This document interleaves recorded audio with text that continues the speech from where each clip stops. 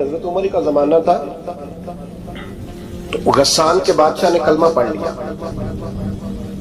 جو لوگ غریب کہلاتے ہیں نا، وہ ذرا میری بات پہ زیادہ توجہ کریں، غریبوں کو سنانے لگا ہوں، غریب ذرا توجہ کریں۔ غسان کے بادشاہ نے اسلام قبول کر لیا، اور اسلام قبول کرتے ہی وہ آئے حج کرنے۔ حج کے بعد فارغ ہوئے تو ایک نفلی طواف کر رہا تھا غسان کا بادشاہ، شاہ غسان۔ حج تو خانہ کعبہ میں بھی وی آئی پی پروٹوکول ملتا ہے، آج تو مسجد نبی میں بھی وی آئی پی پروٹوکول ہو رہا ہے، یہاں آ کے بھی، یہاں بھی، اور دیکھتے صحیح کچھ کھڑا کہاں ہے، یہاں بھی پولیس والوں نے بازو پکڑے۔ سوچو تو صحیح، یہ حال کر دیا تم نے مذہب کا۔ طواف کعبہ ہو رہا ہے، اور غسان کے بادشاہ نے جبہ پہنا ہوا ہے باریک اور لمبا۔ وہ طواف کعبہ کر رہا تھا تو ایک غریب آدمی کا پیر اس کے جبے پہ آ گیا۔ جب پیر آیا تو اس نے پلٹ کے غریب کے منہ پہ تھپڑ مارا۔ جب تھپڑ مارا تو اس غریب نے سیدنا فاروق اعظم کی عدالت میں مقدمہ کر دیا، کہا بادشاہ نے تھپڑ مارا ہے۔ حضرت عمر فاروق رضی اللہ تعالیٰ عنہ نے بادشاہ کو بلایا، فرمایا تو نے اس غریب کو مارا ہے؟ کہا جناب اس نے پیر رکھا تھا۔ تو فرمایا پیر رکھا تھا تو کیا ہو گیا، تو نے کیوں لمبا جبہ پہنا، تجھے سمجھ کے چلنا چاہیے تھا۔ کہا میرے لیے حکم کیا ہے؟ حضرت عمر کہنے لگے یہاں اسے رات میں راضی کر لے، ورنہ صبح اسی جگہ اسی کونے میں خانہ کعبہ کے سائے میں وہ غریب تیرے منہ پہ تھپڑ مارے گا اور تجھے تھپڑ کھانا پڑے گا۔ غریبوں سنو سنو، ساری رات وہ غسان کا بادشاہ غریب کی منت کرتا رہا تو راضی ہو جا۔ غریبوں تم سے شکوہ ہے، تم 2-4 لاکھ میں راضی ہو جاتے ہو۔ غریبوں تم سے شکوہ ہے، تم انصاف ہونے نہیں دیتے۔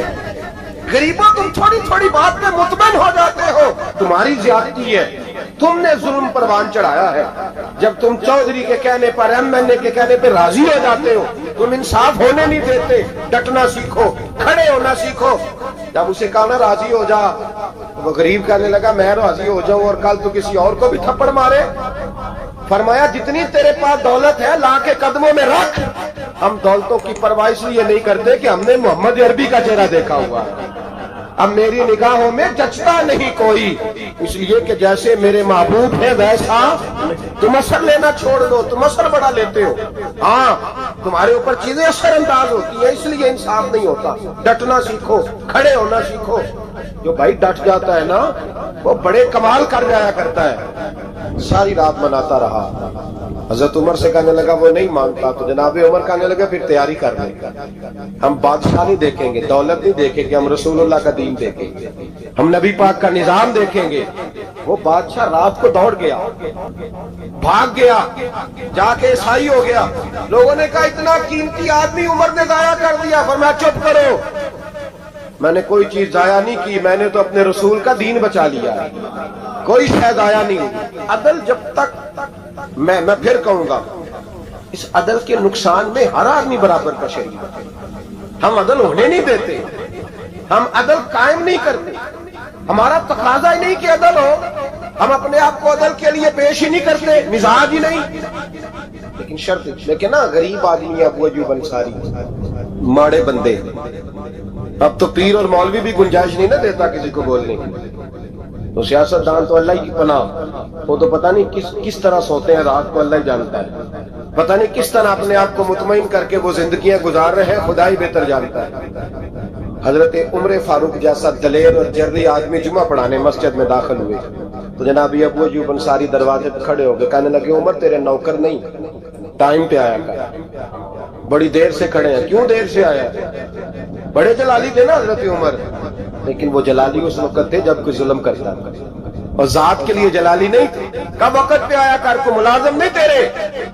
تو سیدنا فاروق اعظم ممبر پہ چڑھے اور فرمانے لگے اللہ ابو ایوب انصاری کا بھلا کرے، جب تک اس طرح کے لوگ موجود ہیں کوئی بادشاہ بگڑے گا نہیں، اللہ اس کا بھلا کرے، اس نے میری توجہ صحیح۔ اور پھر عمر رو پڑے، رو کے فرمانے لگے مسلمانوں معاف کر دو، غلطی کوئی نہیں، میرے پاس کرتا ایک ہی ہے، اور عبداللہ کی ماں نے وہ دھو کے خشک ہونے کو ڈال دیا تھا، غریب ہو، کرتا دوسرا کوئی نہیں۔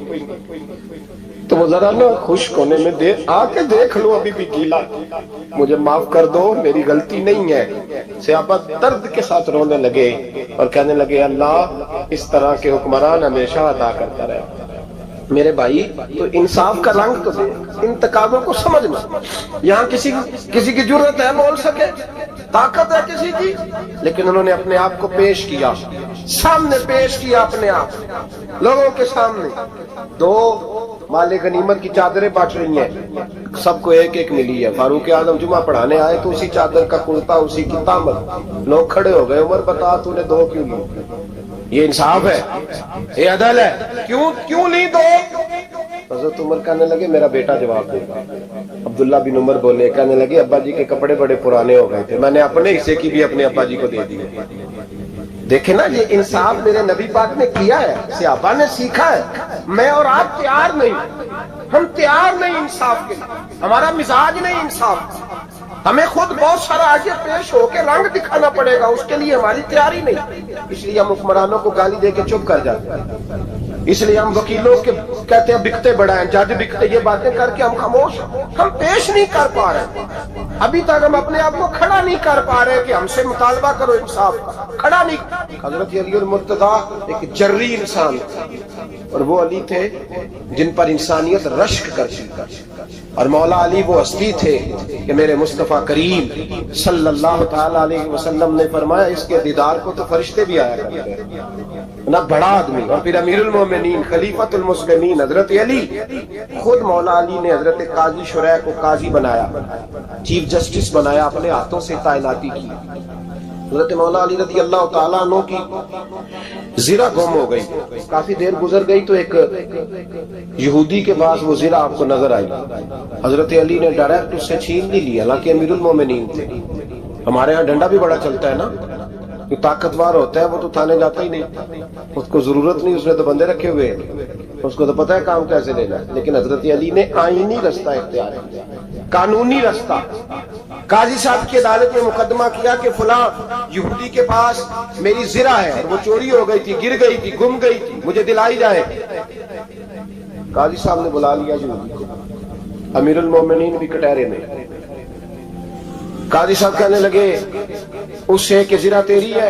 اس نے کہا جی میرے پاس ہے تو میری ہے۔ قاضی صاحب کہنے لگے حضرت علی سے گواہ آپ کو دینے پڑے گا، کیونکہ مقدمہ آپ نے کیا ہے، اگرچہ وہ امیر المومنین ہے۔ سمجھ جو ہے بھائیوں کی، سمجھ آ رہی ہے باتوں کی؟ گواہ امیر المومنین آپ نے دینے ہیں، کیونکہ مقدمہ آپ نے دائر کیا۔ تو حضرت علی کہنے لگے میرا بیٹا حسن گواہی دے گا کہ میری ہے، اور میرا غلام کمبر گواہی دے گا۔ قاضی صاحب کہنے لگے حضور ان کی گواہی درست تو ہے، پر میں نہیں تسلیم کرتا، اس لیے کہ بیٹے تو باپ کے حق میں بولا ہی کرتے ہیں، نوکر تو آقاؤں کے حق میں بولتے ہی ہیں، جائیں کوئی غیر جانبدار بندہ لے کے آئے جو گواہی دے۔ حضرت علی خاموش ہو گئے، کہنے لگے ابھی میرے پاس ایسا کوئی گواہ نہیں۔ قاضی صاحب کہنے لگے چلیں پھر آپ یہودی کو راضی کریں، آپ نے کیوں بلا وجہ گھسیٹا عدالت، راضی کریں، انصاف کا تقاضا ہے۔ حضرت علی قریب گئے، کہنے لگے بھیا ناراض نہ ہونا، زرہ تو میری ہے، ناراض نہ ہونا، میں نے غلط مقدمہ نہیں کیا، علیحدہ بات ہے کہ میرے پاس گواہ نہیں تو میں کوئی بے انصافی نہیں کر سکتا، تو میرے ساتھ چل تجھے کھجوروں کا حلوہ کھلاتا ہوں تاکہ تو راضی ہو جائے۔ وہ یہودی کہنے لگا میں نے قاضی صاحب کا انصاف دیکھا اور جناب علی کا انصاف کے لیے کھڑا ہونے دیکھا تو میں مولا علی کے قدموں میں بیٹھ گیا۔ میں نے کہا علی جب تیری یہ شان ہے تو محمد عربی کا کیا مقام ہوگا؟ میں نے کلمہ پڑھنا شروع کر دیا۔ دیکھیں نا تقاضا پورا کیا ہے حضرت علی نے۔ تو وہ کہنے لگا علی تیرے انصاف کے رنگ نے نا، جملہ یاد رکھنا، کہنے لگا یہودی علی تیرے انصاف کے اس رنگ نے میرے دل سے کفر کی میل دور کر دی، تیرے عدل نے میرا کفر توڑ دیا، کفر۔ حضرت سیدنا علی المرتضیٰ شیر خدا رضی اللہ تعالیٰ عنہ فرماتے ہیں بدر کے لیے جب جا رہے تھے تو سواری ایک تھی، سوار تین تین تھے، ایک سواری اور سوار تین تین۔ فرماتے ہیں نبی پاک صلی اللہ علیہ وسلم نے فرمایا تین تین کٹھے نہ بیٹھنا، دو دو بیٹھے، سواریوں کو تکلیف ہوتی ہے، قربان جاؤں کیسا رسول دیا ہے جو جانوروں کے حقوق کا بھی خیال فرماتے ہیں صلی اللہ علیہ وسلم۔ فرمایا دو دو بیٹھے۔ حضرت علی کہتے ہیں پہلے میں اور نبی پاک صلی اللہ علیہ وسلم بیٹھے، اور تیسرے ہمارے ساتھ ابو درداء رضی اللہ تعالیٰ عنہ۔ فرماتے ہیں جا رہے تھے بدر کے لیے، پہلے میں اور حضور بیٹھے، پھر نبی پاک اور ابو درداء بیٹھے۔ फरमाते हैं फिर नंबर लग गया मेरा और अबू दरदा का, और मुस्तफ़ा ने घोड़े की लगाम थामी तो हजरत अबू दरदा तड़प उठे, कहने लगे अली न तबीयत मानती है, ना आदम मानता है, ना इश्क मानता है, तो इस तरह कर, मैं तो छोटा हूँ, आप कहिए रसूल पाक से, आप हर लिहाज से बड़े, आप अर्ज कीजिए कि हुजूर ना आदम मानता है, ना इश्क मानता है, ना प्यार मानता है, ना तकाजा है, मेहरबानी करे आ जाए। हजरत अली हाथ बांध के अर्ज करने लगे महबूबा ठीक है, बारी आपकी पैदल चलने की है, पर मेहरबानी करें, अदब प्यार और मोहब्बत मजबूर कर रही है। तो हुजूर ने फरमाया अली चुप कर, मैं अदल नहीं करूंगा तो लोग अदल सीखेंगे कैसे, अगर मैं अदल नहीं करूंगा तो कौम सीखेगी कैसे, मुझे अदल करने दे, इंसाफ करने दे, फरमाया चलने दे मुझे पैदल, कुछ नहीं होता। तकाज़ाए अदल जब तक पूरा नहीं होता, आप यकीन करें मेरे साहब कहा करते थे मैं अदालत को अदालत नहीं कहता, कचहरी कहता हूं, इसलिए कि अदालत वो होती है जहां अदल होता है। यहाँ तो हाल ये है, बताइए वकील को नहीं पता होता कि जो मेरे पास आया ये गलत आदमी है, वो उसकी हिमायत करता है कि नहीं, उसके साथ चलता है कि नहीं, झूठ के साथ आखिर तक लड़ता है कि नहीं लड़ता, जो गवाह बन के जा रहे होते हैं उन्हें पता होता है कि नहीं कि हम झूठे की गवाही देने जा रहे हैं। तो फिर क्या सारा जुल्म हुकूमतें कर रही हैं? मुआशरा भी तो अपनी तरतीब बदले ना, लोग भी तो अपना रंग बदले ना, लोग भी तो तबीयत बदले ना। कौन मुंतखब करता है इन्हें जालिमों का? अवाम, और फिर उसके बाद शिकवा भी अवाम ही करती है। खुदारा तकाजे समझो, मिजाज समझो, तबीयत समझो इस्लाम की। मेरे नबी पाक सल्लल्लाहु अलैहि वसल्लम ने अदल का बोलबाला किया हर मकाम पर, हर नुक्ते पर। रसूल पाक सल्लल्लाहु अलैहि वसल्लम ने अदल अदल और अदल की आवाज बुलंद फरमाई। कोई मकाम ऐसा नहीं।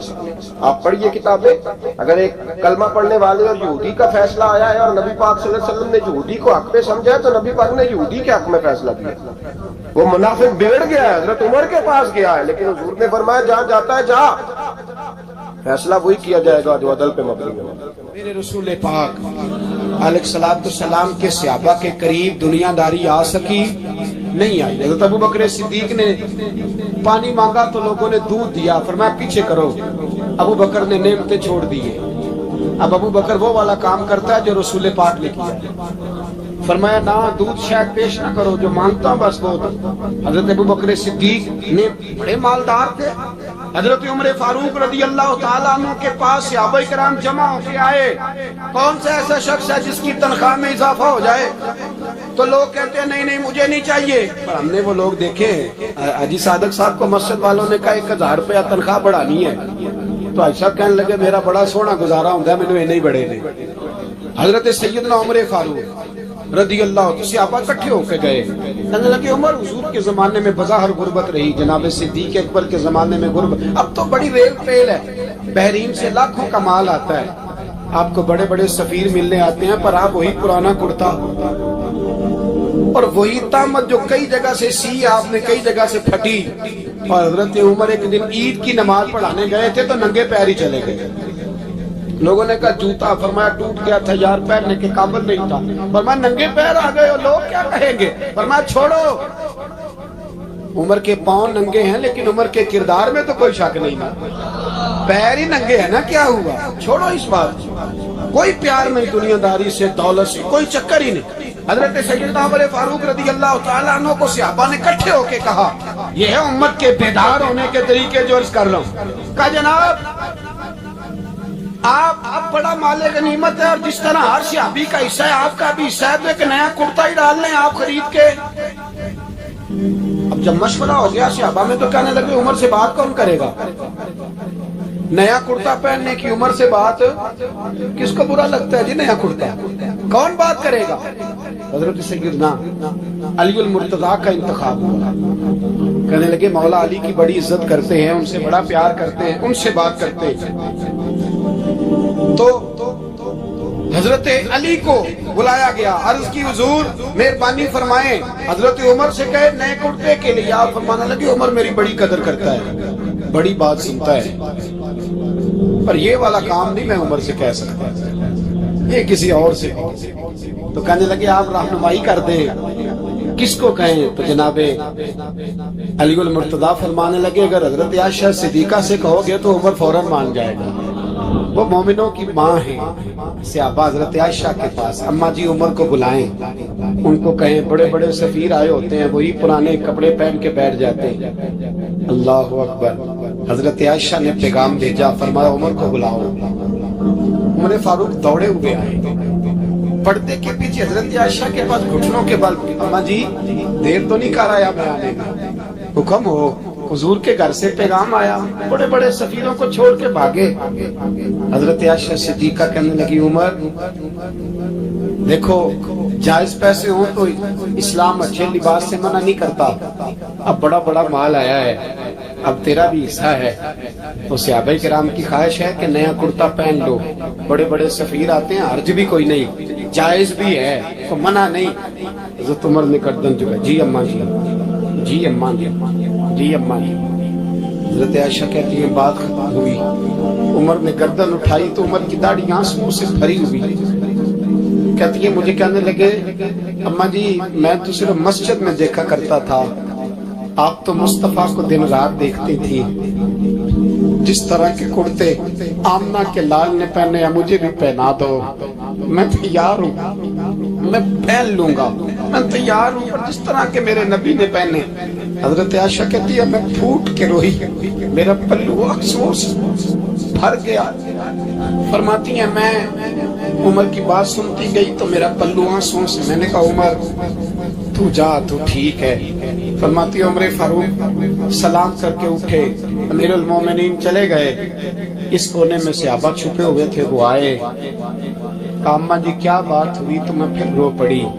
میں نے کہا کیا بتاؤں, تمہیں پرانے کرتے نظر آتے ہیں, اسے محمد عربی کے جلوے نظر آتے ہیں, اسے رسول اللہ کا رنگ نظر آتا ہے, اسے وہ غلامی نظر آتی ہے.